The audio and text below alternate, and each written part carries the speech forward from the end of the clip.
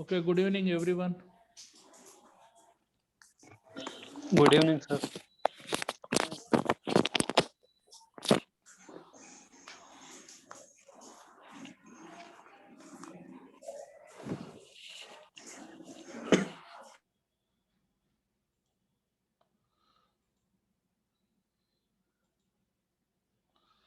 చూడండి, ఇది static electricity safety. ఇది వెరీ ఇంపార్టెంట్ టాపిక్. కొద్దిగా క్రిటికల్గా ఉంటుంది. టెర్మినాలజీ అది కొద్దిగా డిఫికల్ట్గా ఉంటుంది. నాకు అర్థమైన రేంజ్లో నేను ఎక్స్ప్లెయిన్ చేస్తాను. Be careful about this topic. Okay, coming to the చూడండి, బేసికల్గా చెప్తాను. మనకి what is the definition of the static electricity? Static electricity అంటే ఏంటి? Static electricity is an imbalance of the electrical charges within or on the surface of the material. What is the meaning of the imbalance? Imbalance అంటే అసమతుల్యత. ఆ particular electric అంటే విద్యుత్ ఆవేశాల యొక్క అసమతుల్యత ఏ రకంగా వస్తుంది? ఆ పర్టికులర్ ఎలక్ట్రికల్ ఇన్స్ట్రుమెంట్ యొక్క సర్ఫేస్ మీద వస్తుంది అది. అంటే whenever you are not suppose to do proper earthing, whenever you are not suppose to do proper wiring చేసినప్పుడు, ఆ పర్టికులర్ ఎలక్ట్రికల్ ఇన్స్ట్రుమెంట్ ఆపరేషన్ చేస్తున్నప్పుడు ఈ పర్టికులర్ ఇంబ్యాలెన్స్ అవుతుంది. ఎలక్ట్రిక్ చార్జెస్ యొక్క ఇంబ్యాలెన్స్ అయ్యి స్పార్కింగ్స్ రూపంలో వస్తుంది అనమాట.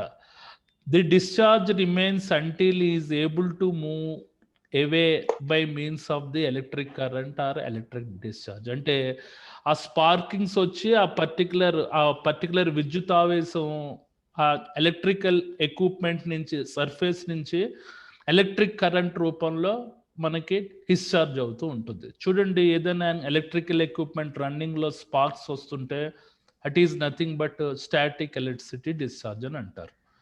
ఇంకొకసారి చెప్తున్నాను. Coming to the definition of the static electricity. Static electricity is an imbalance of electric charges with in on surface of the material. What is the meaning of the imbalance అంటే అసమతుల్యత. దేని యొక్క అసమతుల్యత? ఎలక్ట్రిక్ చార్జెస్ అంటే విద్యుత్ ఆవేశాల యొక్క అసమతుల్యత. ఈ particular imbalance of the electric charges అనేది ఎప్పుడు వస్తుందంటే, whenever any persons any electrical equipment is not supposed to be properly wiring, properly earthing చేయనప్పుడు ఈ పర్టికులర్ ఇంబ్యాలెన్స్ వస్తుంది అనమాట. ఆ పర్టికులర్ ఎలక్ట్రికల్ ఎక్విప్మెంట్కి ఎప్పుడు ఆపరేషన్ చేస్తున్నప్పుడు, ఆ పర్టికులర్ ఎక్విప్మెంట్ ఆపరేషన్లో ఉన్నప్పుడు అది ఏ రకంగా the discharge remains until and it is able to move away by means of the electric current. అది ఆ పర్టికులర్ ఎక్విప్మెంట్ పెర్ఫామ్ చేస్తున్నప్పుడు దాంట్లోంచి వచ్చే ఎలక్ట్రిక్ కరెంటు బయటకు వచ్చేయడానికి ట్రై చేస్తుంటుంది ఆ పర్టికులర్ ఎలక్ట్రికల్ ఎక్విప్మెంట్ యొక్క సర్ఫేస్ని. దీన్ని స్టాటిక్ ఎలక్ట్రిసిటీ అని అంటారు. Okay, coming to the second point. Static electricity is named in contrast with current electricity. అంటే ఈ పర్టికులర్ స్టాటిక్ ఎలక్ట్రిసిటీ జనరేషన్ అన్నది మెయిన్ కరెంట్ ఎలక్ట్రిసిటీకి విరుద్ధంగా ఉంటుంది అనమాట. కాంట్రాస్ట్ అంటే విరుద్ధంగా ఉంటుంది. Coming to the third point. The effect of the static electricity are familiar because of the people can feel, hear, even see the spark when brought close to the conductor. చూడండి, ఇక్కడ particular రెండు conducting materials దగ్గరకు వచ్చినప్పుడు వీటి మధ్యలో మనకి static electricity అనేది మనకి జనరేట్ అవుతుంది. అది మనకి స్పార్క్స్ రూపంలో విజిబుల్గా కనబడుతుంది. యాజ్ వెల్ యాజ్ రెండు మెటల్ కండక్టర్స్ నుంచి దగ్గర వచ్చినప్పుడు వాటి మధ్యలో ఉండే స్పార్క్స్ జనరేట్ అవుతుంది. చూడండి, మనకి సబ్స్టేషన్స్ ఉంటాయి. మన grid substations above 1000 kVA substations దగ్గర మీరు వెళ్ళినప్పుడు మీ యొక్క రోమాలు మనకి నిక్కబడుచుకుంటాయి. That is also effect of the static electricity. ఈ పర్టికులర్ స్టాటిక్ ఎలక్ట్రిసిటీ అనేది మన క్లౌడ్స్ నుంచి కూడా వస్తుంది. ఈ రకమైన కాన్సెప్ట్స్ గుర్తుపెట్టుకోండి మీరు. Okay, right. This is the definition of the static electricity. మళ్ళీ ఇంకొకసారి చెప్తాను టైం ఉంటే. కమింగ్ టు ది మనకి dangers of the static electricity అంటే మన స్టాటిక్ ఎలక్ట్రిసిటీ యొక్క హజార్డ్స్ ఏంటి? వాటి యొక్క ప్రమాదాలేంటి? Coming to the first point, static electricity can build up in clouds అంటే ఇది క్లౌడ్స్ నుంచి కూడా మనకి స్టాటిక్ ఎలక్ట్రిసిటీ అనేది మనకి జనరేట్ అవ్వడానికి ఆస్కారం ఉంది. This can cause a huge spark. This can cause a huge spark. This can cause a huge spark to form between ground and cloud. అంటే రెండు మేఘాలు గుద్దుకున్నప్పుడు వాటి నుంచి ఒక స్పార్క్ లాంటిది, ఒక పిడుగు లాంటిది ఉద్భవం వస్తుంది అనమాట, ఒక లైట్నింగ్ లాంటిది. Okay, coming to the this causes the lightning, దాన్ని లైట్నింగ్ అని అంటారు, అంటే పిడుగులు అని అంటారు. A flow of charge from the atmosphere అంటే అట్మాస్ఫియర్ నుంచి భూమికి ఒక విద్యుతావేశాల యొక్క ప్రవాహాన్ని మనం లైట్నింగ్ అని అంటాం. Coming to the third point, it is a dangerous when there are a flammable gases and high concentration of the oxygen and a spark could ignite the gases and cause explosions. ఈ particular లైట్నింగ్లో మన oxygen యొక్క percentage చాలా ఎక్కువ ఉంటుంది, చాలా flammable gases ఉంటాయి. దీనికి ఒక చిన్న ఇగ్నిషన్ సోర్స్ జరిగినా అది ప్రేలుళ్ళు జరిగే అవకాశం ఉంది. అది ఆటోమేటిక్గా భూమికి తగలంగానే సెల్ఫ్ ఇగ్నిట్ అయి ఒక ప్రేలుళ్ళ రూపంలో వస్తుందని చెప్పి అంటున్నాడు. Coming to the fourth point, it is dangerous when you contact with and when you contact with this type of large electric charge, the current will flow through your body and causing electric shock. అంటే ఈ particular అత్యంత తీవ్రమైన విద్యుత్ ఆవేశం నీ body గుండా నీకు ఏమన్నా యాక్సిడెంటల్గా టచ్ అయ్యావంటే నీకు ఎలక్ట్రిక్ షాక్ కొట్టే అవకాశం ఉందని అంటున్నాడు. దిస్ కుడ్ కాజ్ బర్న్స్ అంటే నువ్వు మొత్తం కాలిపోయే అవకాశం ఉంది. ఈవెన్ స్టాప్ యువర్ హార్ట్ అంటే నీ గుండె ఆగిపోయే అవకాశం ఉంది అని అంటున్నాడు. A person could die from the electric shock, దీని నుంచి వచ్చే షాక్ ద్వారా, ఎస్పెషల్లీ మనకి లైట్నింగ్స్ నుంచి వచ్చే షాక్ ద్వారా మనకి వ్యక్తి అయితే 100% చనిపోయే అవకాశం ఉంది అని అంటున్నాడు. Coming to the fifth point, refilling of the air crafts and tankers also possesses particular danger. అంటే మనం ఏదైనా ఎయిర్ క్రాఫ్ట్ యొక్క ట్యాంక్స్కి, పెద్ద పెద్ద లారీలకి మనం రీఫ్యూలింగ్ చేస్తున్నప్పుడు అంటే పెట్రోల్ తోటి, డీజిల్ తోటి వాటిని నింపుతున్నప్పుడు కూడా ఈ పర్టికులర్ స్టాటిక్ ఎలక్ట్రిసిటీ అనేది జనరేట్ అవడానికి అవకాశం ఉంది అని అంటున్నాడు. If fuel passes along the hoses to the vehicles was allowed to build up a static charge అంటే ఆ పర్టికులర్ ఫ్యూయల్ హోజెస్ ద్వారా వెహికల్ యొక్క ఇంజిన్లోకి వెళ్తున్నప్పుడు ఈ స్టాటిక్ ఛార్జ్ అంటే ఇంబ్యాలెన్సింగ్ ఎలక్ట్రిక్ ఛార్జ్ అయ్యే అవకాశం ఉంది అని అంటున్నాడు. రిజల్టింగ్ స్పార్క్ మైట్ ఇగ్నిట్, ఆ పర్టికులర్ స్పార్క్ ఆ ఫ్యూయల్ని మండించే అవకాశం ఉంది అని అంటున్నాడు. So that the hoses are earthed to stop this occurring, అందువలన ఆ పర్టికులర్ హోజ్ పైప్స్ ప్రాపర్గా ఎర్తింగ్ ఇవ్వాలి, ఈ రకమైన స్టాటిక్ ఎలక్ట్రిసిటీ జనరేట్ అవ్వకుండా అని చెప్పి అంటున్నాడు అనమాట. Is are the important dangers of the static electricity.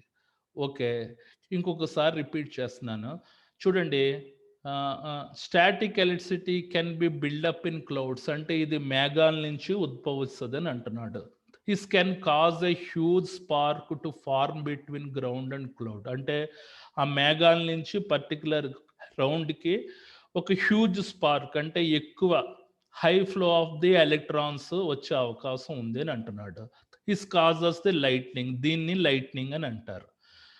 A flow of charge through the atmosphere అంటే అట్మాస్ఫియర్ నుంచి భూమికి ఒక కరెంట్ యొక్క ప్రవాహాన్ని లైట్నింగ్ అని అంటారు అని చెప్పి అంటున్నాడు.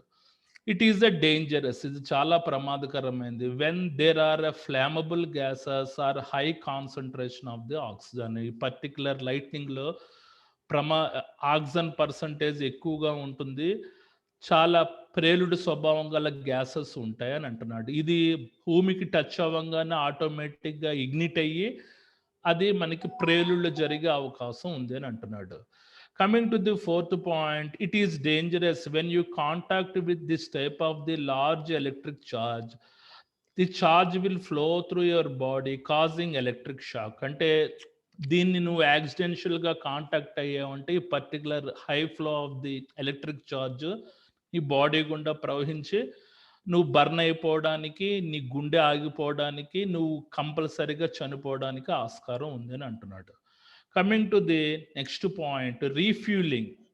Air crafts and tankers also poses particular dangers. అంటే స్పెసిఫికల్గా పర్టికులర్ ట్యాంకర్స్ కానీ ఎయిర్ క్రాఫ్ట్స్ కానీ నువ్వు ఫ్యూల్ నింపుతున్నప్పుడు ఈ పర్టికులర్ స్టాటిక్ ఎలక్ట్రిసిటీ జనరేట్ అయ్యే అవకాశం ఉంది అని అంటున్నాడు. If fuel passes along the hoses the vehicle was allowed to build up a static charge. అంటే ఈ పర్టికులర్గా ఈ ఫ్యూయల్ ఈ హోజెస్ నుంచి ఆ పర్టికులర్ ట్యాంకర్ యొక్క ఇంజిన్లోకి వెళ్తున్నప్పుడు ఈ స్టాటిక్ చార్జ్ వచ్చే అవకాశం ఉంది. What is the meaning of the static charge అంటే ఇంబ్యాలెన్స్ ఉంది, ఎలక్ట్రిక్ చార్జ్ అయ్యే అవకాశం ఉంది. దానివల్ల మనకి స్పార్క్ జనరేట్ అయ్యి అది ఇగ్నిట్ అయ్యే అవకాశం ఉంది అని అంటున్నాడు. ఇది మనకి అవాయిడ్ చేయడానికి so that the hoses are earthed to stop this occurring. ఆ పర్టికులర్ హోజెస్ని కంపల్సరీగా ఎర్తింగ్ ఇవ్వాలి అని అంటున్నాడు అనమాట. Is are the important dangers of the electricity. Coming to the next point, removal and prevention of the static electricity. అంటే particular static electricity యొక్క డిశ్చార్జ్ని ఏ రకంగా రిమూవ్ చేయాలి, ఏ రకంగా నిరోధించాలి. దీని కిందన కొన్ని పాయింట్స్ ఉన్నాయి చూడండి. Particularly in multi-storage buildings, hospitals using humidifiers and air ionizers to prevent the static electricity discharge. అంటే మల్టీ స్టోరేజ్ బిల్డింగ్స్లో, హాస్పిటల్స్లో ఈ పర్టికులర్ లైట్నింగ్ వలన ఏ రకమైన ప్రభావం పడకుండా ఉండడానికి ఈ పర్టికులర్ హ్యూమిడిఫైయర్స్, ఎయిర్ అయనైజర్స్ ఉపయోగించాలని అంటున్నారు. ఇవేంటివి? ఆ పర్టికులర్ ఎక్విప్మెంట్స్ గాలిలో ఉండే తేమ శాతాన్ని పెంచుతుంది అనమాట. గాలిలో ఉండే తేమ శాతం పెంచడం వలన ఈ పర్టికులర్ హ్యూమిడిఫైయర్స్, ఎయిర్ అయనైజర్స్ అక్కడ ఏ రకమైన స్టాటిక్ ఎలక్ట్రిసిటీ డిశ్చార్జ్ ఉండదు అని అంటున్నాడు.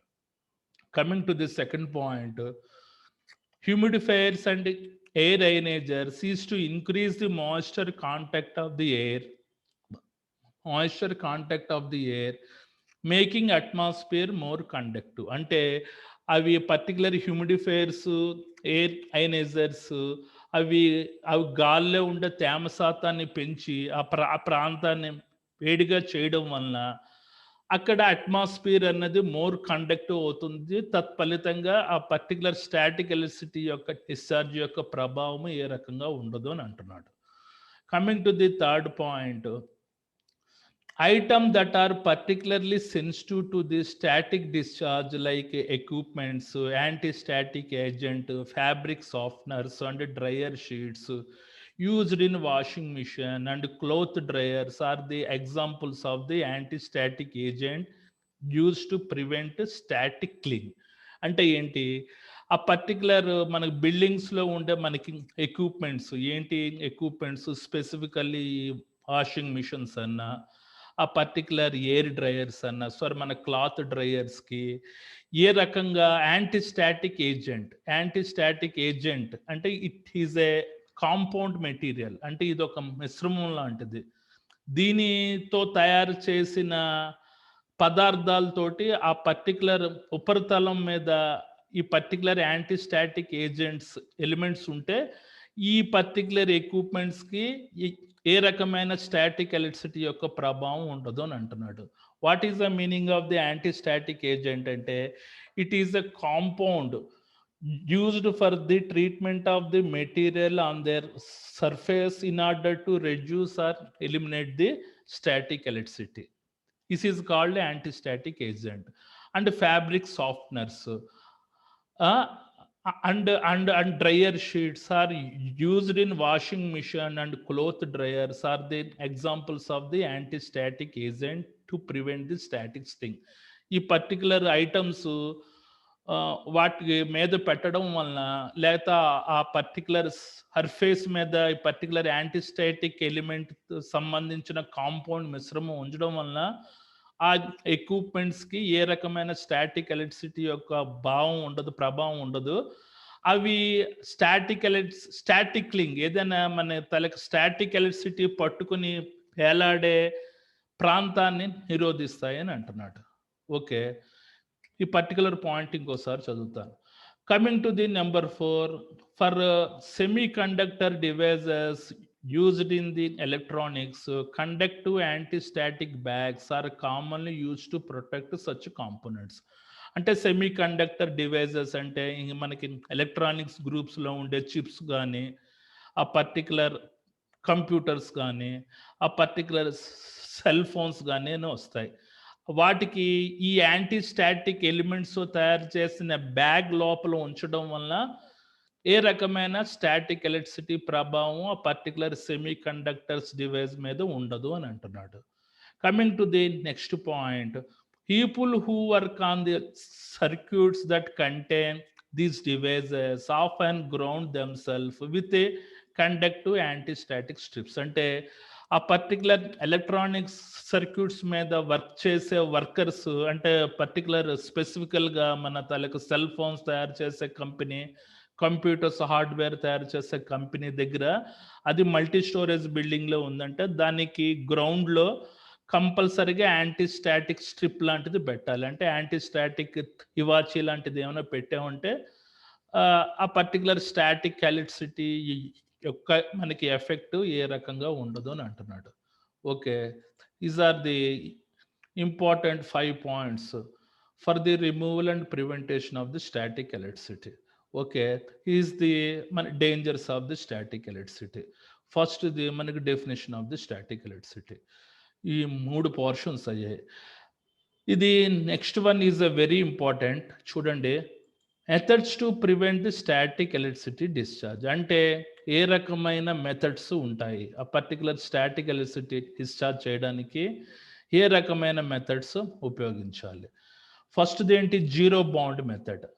మనకి జీరో బాండ్ మెథడ్ అంటే ఏంటి, connect 2 or more conductive objects together with a conductor. అంటే 2 కండక్టివ్ మెటీరియల్స్ ఒక కండక్టర్ తోటి కనెక్ట్ చేయడం ద్వారా స్టాటిక్ ఎలక్ట్రిసిటీ డిశ్చార్జ్ని ప్రివెంట్ చేయొచ్చు అని అంటున్నాడు.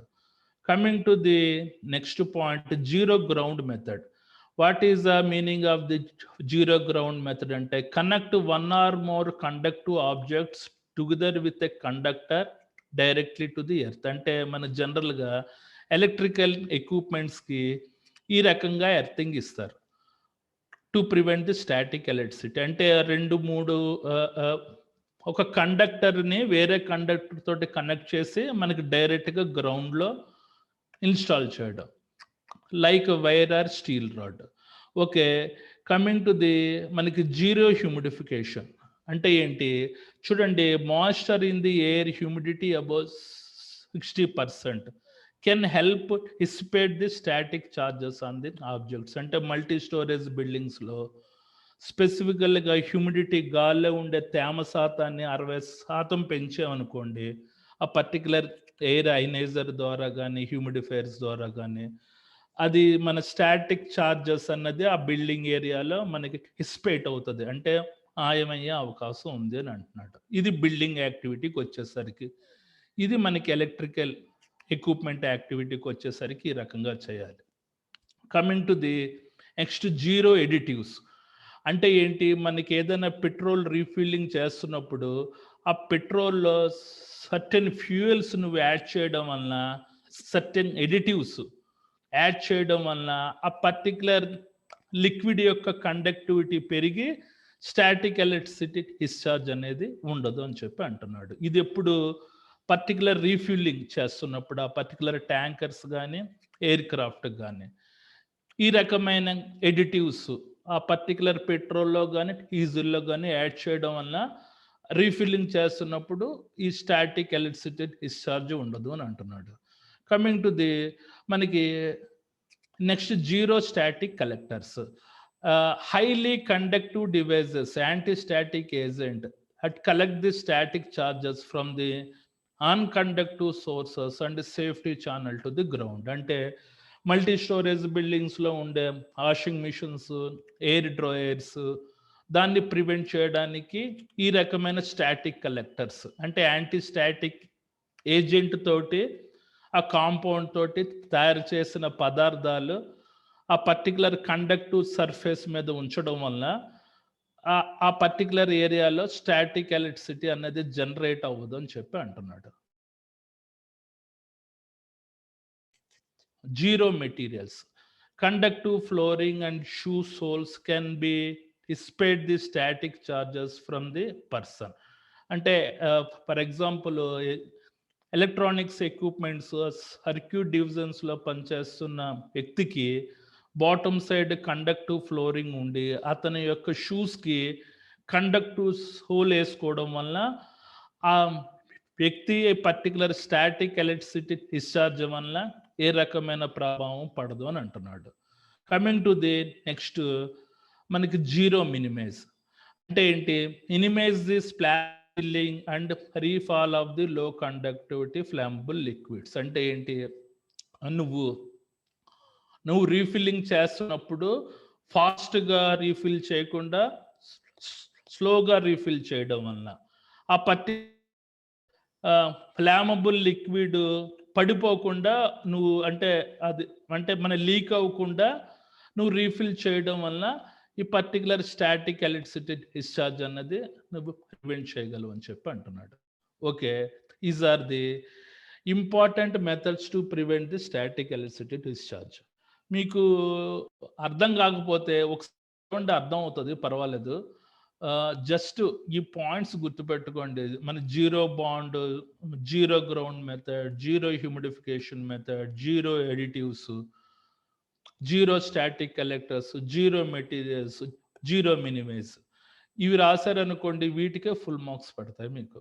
ఇది methods to prevent the static electricity discharge. ఇది అన్నిటి జీరో హ్యూమిడిఫికేషన్ అన్నది బిల్డింగ్స్కి అప్లికబుల్ అవుతుంది. జీరో గ్రౌండ్ మెథడ్ అనేది ఎలక్ట్రికల్ ఎక్విప్మెంట్కి అప్లికబుల్ అవుతుంది. జీరో ఎడిటివ్స్ అన్నది refilling of the tanks, petrol tankers, మన ఎయిర్ క్రాఫ్ట్ ట్యాంకర్స్కి అప్లికబుల్ అవుతుంది. ఇది జీరో స్టాటిక్ కలెక్టర్స్ అన్నది బిల్డింగ్స్లో ఉండే మన వాషింగ్ మిషన్స్, డ్రై ఏజెంట్స్, వాటికి అప్లికబుల్ అవుతుంది. ఇవన్నీ రాయండి. Okay, right. ఇంకొకసారి చదువుతున్నాను చూడండి. Methods to prevent the static electricity discharge. అంటే స్టాటిక్ ఎలక్ట్రిసిటీ అన్నది జనరేట్ అవ్వకుండా ఏ రకమైన మెథడ్స్ ఉపయోగిస్తే ఆ పర్టికులర్ ఏరియాలో స్టాటిక్ ఎలక్ట్రిసిటీ ఉండదు. ఫస్ట్ ఏంటి? Zero bond method. Connect 2 or more conductive objects together with a conductor. అంటే రెండు కండక్టివ్ మెటీరియల్స్ని ఒక కండక్టివ్ మెటీరియల్ తోటి కనెక్ట్ చేయడాన్ని జీరో బాండ్ మెథడ్ అని అంటారు. Coming to the next, zero ground method. Connect 1 or more conductive objects together with a conductor directly to the earth. అంటే ఒకటి లేదా రెండు కండక్టివ్ ఆబ్జెక్ట్స్ని ఒక కండక్టివ్ మెటీరియల్ తోటి మనకి భూమిలో అనుసంధానించడాన్ని మనకి జీరో గ్రౌండ్ మెథడ్ అని అంటారు.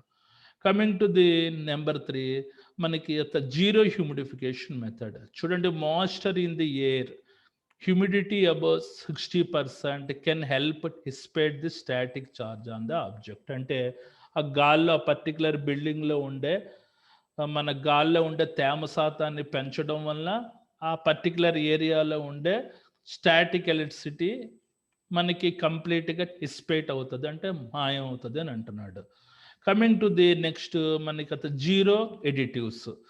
Certain fuel additives can increase the conductivity of the liquid. ఆ పర్టికులర్ పెట్రోల్లో కానీ డీజిల్లో కానీ సర్టెన్ ఫ్యూయల్ ఎడిటివ్స్ యాడ్ చేసామంటే ఆ కండక్టివిటీ ఆఫ్ ది లిక్విడ్ పెరిగి ఏ రకమైన స్టాటిక్ ఎలక్ట్రిసిటీ అనేది జనరేట్ అవ్వదు అని అంటున్నాడు. ఇది పర్టికులర్ మన రీఫిల్లింగ్ వచ్చేటప్పటికి వస్తుంది అనమాట.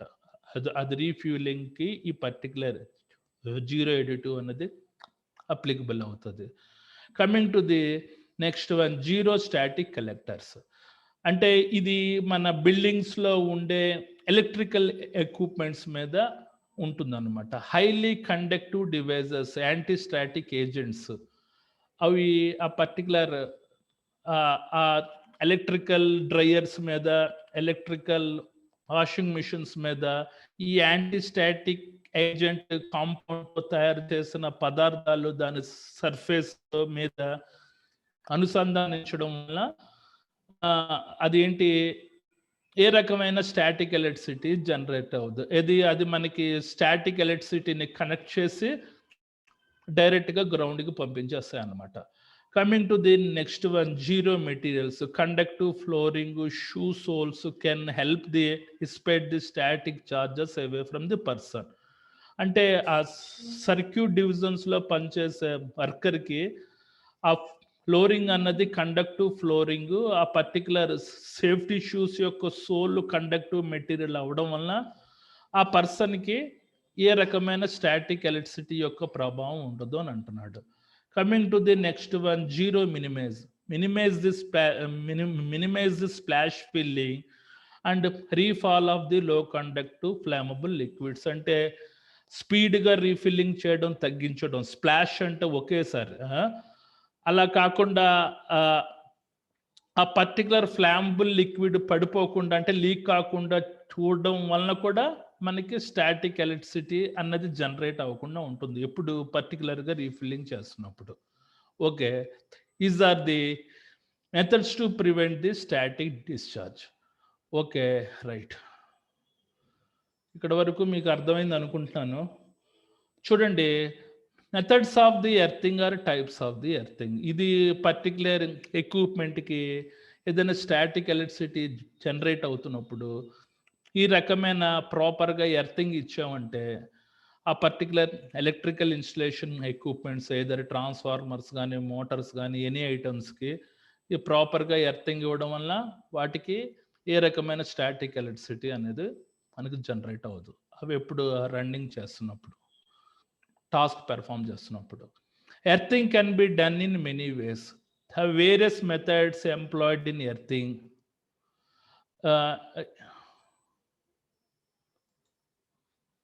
Okay, earthing can be done in many ways.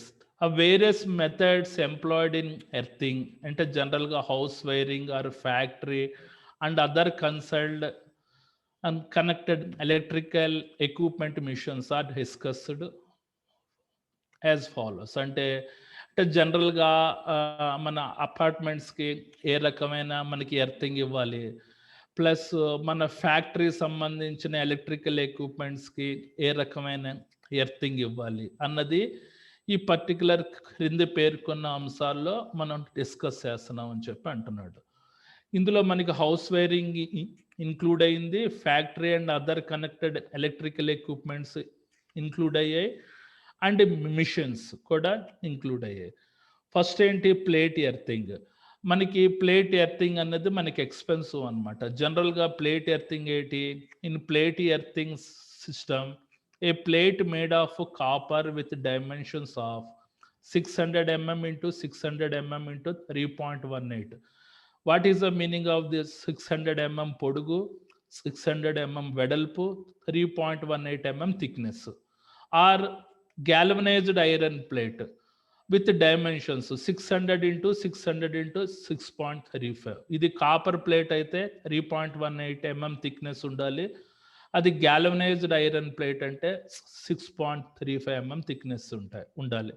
Is buried vertically in the earth pit should not be less than 3 meters from the ground level. అంటే గ్రౌండ్ లెవెల్ నుంచి 3 meter లోతు తవ్వి ఆ పర్టికులర్ ప్లేట్ పెట్టి అక్కడి నుంచి copper strip wire particular exit నుంచి దీనికి కనెక్షన్ ఇవ్వడాన్ని ప్లేట్ ఎర్తింగ్ ప్రాసెస్ అని అంటారు.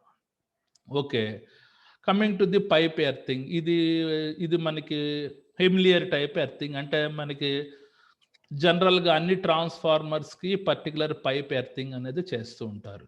చూడండి, a galvanized steel pipe of A galvanized steel pipe of the approved length 2 inch diameter and 4 feet length. ఆ పర్టికులర్ పైప్ యొక్క డయామీటర్ మనకి 2 ఇంచులు ఉండాలి, అది లెంత్ 4 feet ఉండాలి.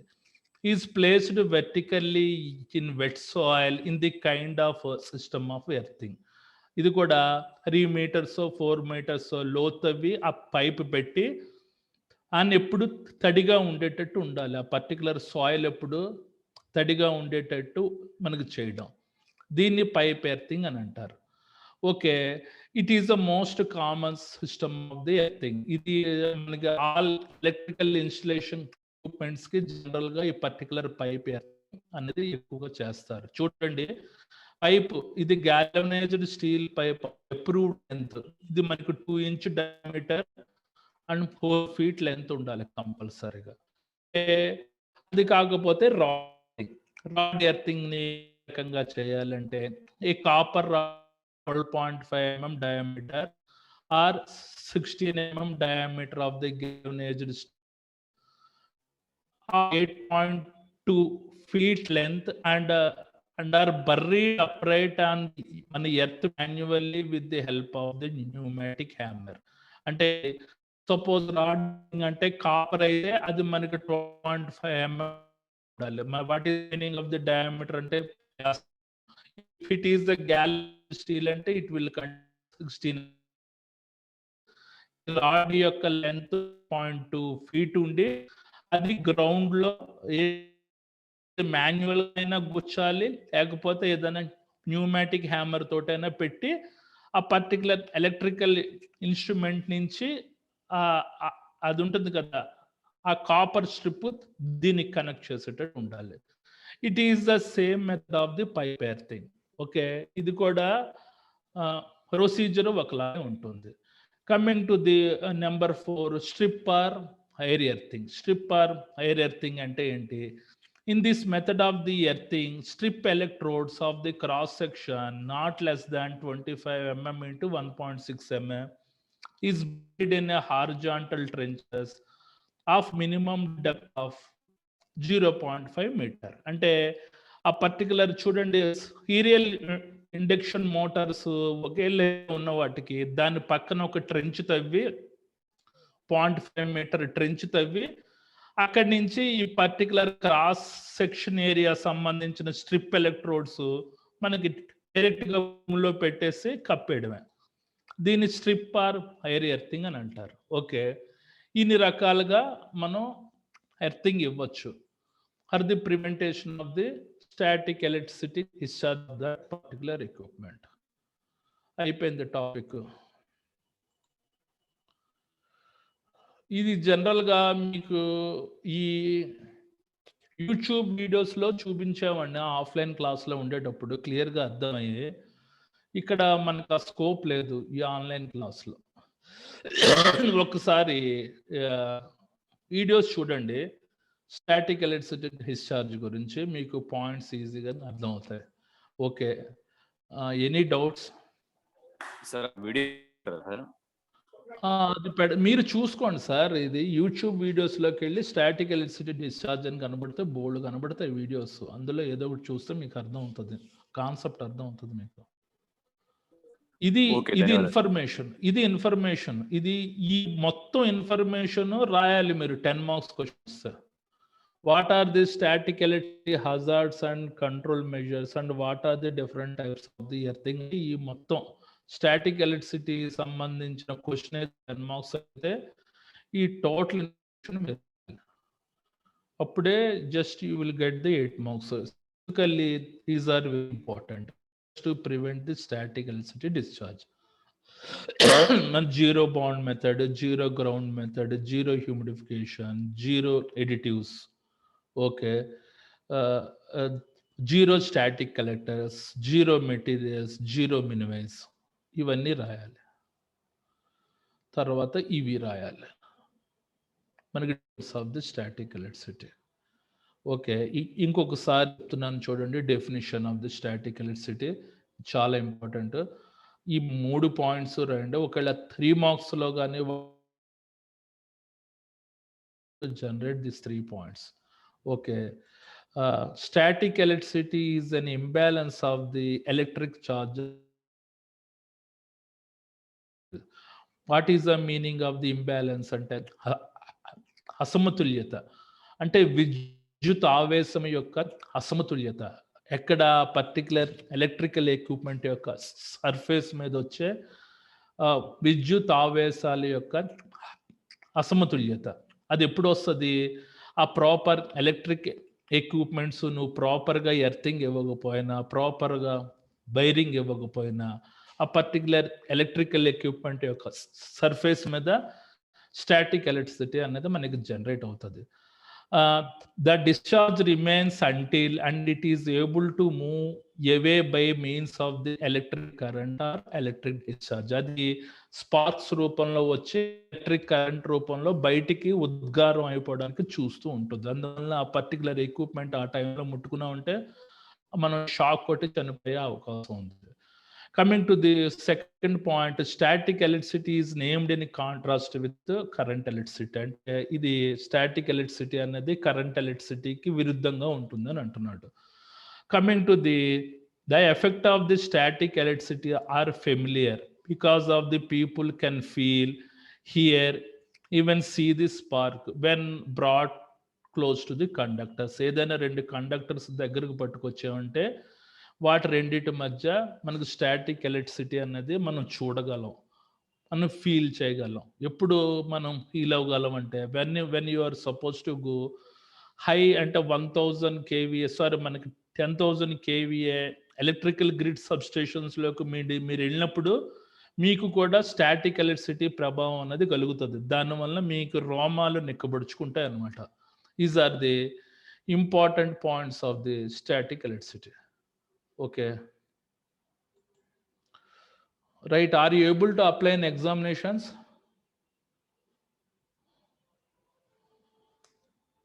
Exam lo apply చేయగలరా? ఓకే, చూడండి హెడ్డింగ్స్ గుర్తు పెట్టుకోండి. హెడ్డింగ్స్ గుర్తు పెట్టుకోండి. మనకి డెఫినేషన్ లో 3 పాయింట్స్, మనకి డేంజర్స్ ఆఫ్ స్టాటిక్ ఎలక్ట్రిసిటీలో 5 పాయింట్స్, ఉన్న కంటెంట్ తక్కువ ఉంది. మనకి removal and prevention of the static ఎలక్ట్రిసిటీలో 5 పాయింట్స్. మెథడ్స్ ఇవి చాలా ఇంపార్టెంట్. మెథడ్స్ అయిన తర్వాత earthing, plate earthing, pipe earthing, ఈ పర్టికులర్ డైమెన్షన్స్ గుర్తుపెట్టుకోండి. అలా యాస్టీస్గా రాసేస్తే ఫుల్ మార్క్స్ పడతాయి. ఓకే సార్ 10 మార్క్ క్వశ్చన్ మొత్తం. అవునండి, 10 మార్క్స్ క్వశ్చన్. 3 మార్క్స్ క్వశ్చన్ అడిగితే ఈ ఒక డెఫినేషన్ రాయండి. ఓకే, ఒక డెఫినేషన్ను ఈ తాలూకు డేంజర్స్ రాయండి చాలు. అంటే జనరల్గా 10 మార్క్స్ క్వశ్చన్స్ అడుగుతాడు. ఇది నేను చెప్తున్నావు ఇప్పుడు అన్ని 10 మార్క్స్ క్వశ్చన్స్ పాయింటెడ్వే చెప్తున్నాను. ఓకే, ఇది అయిన తర్వాత 3 మార్క్స్ క్వశ్చన్స్ కూడా చెప్తాను. ఫస్ట్ 10 మార్క్స్ 3 మార్క్స్ క్వశ్చన్స్లోకి వెళ్దాం. ఇవన్నీ చదివితే మీకు కాన్సెప్ట్స్ వచ్చేస్తాయి. రైట్,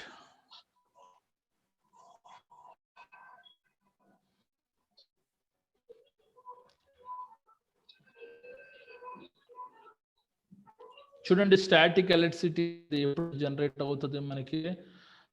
తాలూకా పర్టికులర్ ఎలక్ట్రికల్ ఎక్విప్మెంట్కి ఎలక్ట్రిఫికేషన్ వర్క్స్ సరిగ్గా చేయకపోయినా, ఎర్తింగ్ చేయకపోయినా ఎలక్ట్రికల్ ఎక్విప్మెంట్ నుంచి స్టాటిక్ ఎలక్ట్రిసిటీ జనరేట్ అవుతుంది. ఇంకోటి స్టాటిక్ ఎలక్ట్రిసిటీ అనేది క్లౌడ్స్ నుంచి కూడా జనరేట్ అవుతుంది. ఇది చాలా ప్రమాదకరమైనది.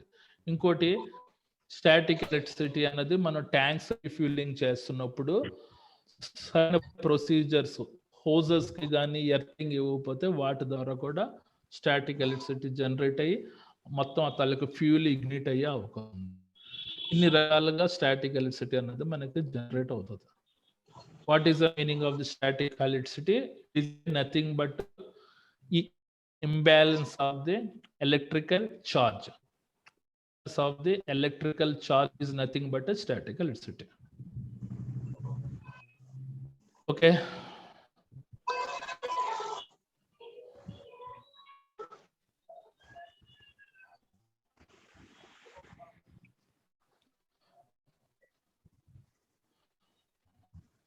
right.